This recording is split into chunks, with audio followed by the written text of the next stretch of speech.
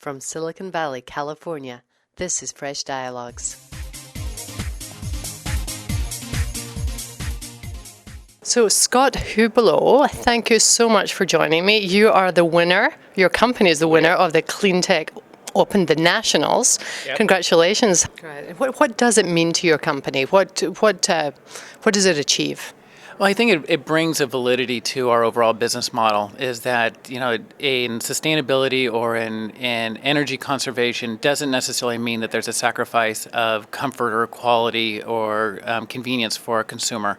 Is that we're able to provide a service to the consumer market that will actually enhance their overall living experience within their home, but at the same time actually reducing energy consumption.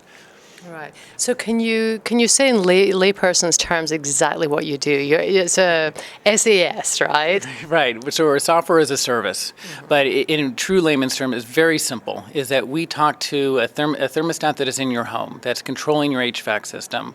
That thermostat talks to our energy management servers, which is out in the internet, out in the cloud, and through the constant communication with the thermostat, as well as correlating in outside weather information that we get from a weather.com type service, we're able to understand how to optimize your HVAC system for your given house on a given day.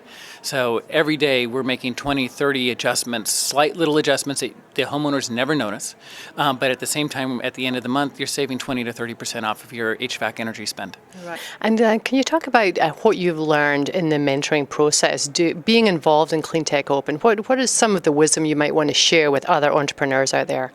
Well, I think it forces the deep thinking around various different business models. Because there are actual deadlines. It's kind of like being back in school again, where you actually have to have a deliverable on this date because you're presenting this information and you're presenting it to your peers as well as potential investors. So you always want to make a good impression, and so it just makes us go, okay, we have to think about this. We have to be thinking about sustainability. We have to be thinking about our go-to-market strategy, as opposed to just kind of women kind of doing it on the whim.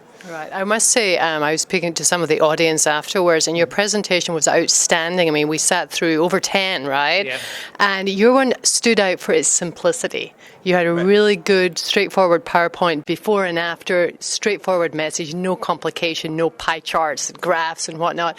Did that take a lot of work to get to that simplicity?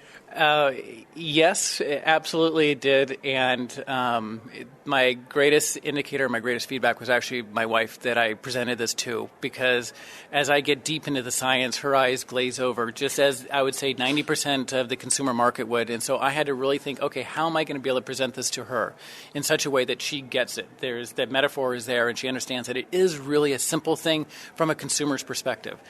Believe me, from the back end, it is not simple by any stretch of the imagination. Great. Well, Scott, congratulations, and I hope that EcoFactor goes a long way. Thank you. All the best. Thank you.